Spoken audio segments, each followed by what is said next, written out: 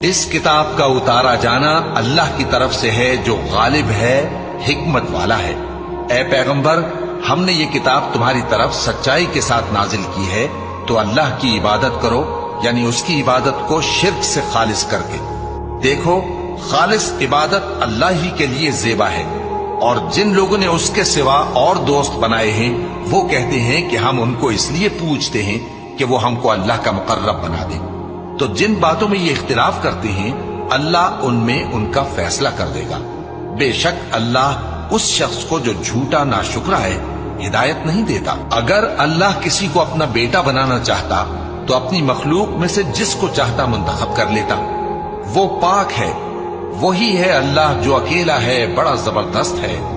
اسی نے آسمانوں اور زمین کو تدبیر کے ساتھ پیدا کیا ہے، اور وہی رات کو دن پر لپیٹتا اور دن کو رات پر لپیٹتا ہے، اور اسی نے سورج اور چاند کو کام میں لگا رکھا ہے، سب ایک وقت مقرر تک چلتے رہیں گے۔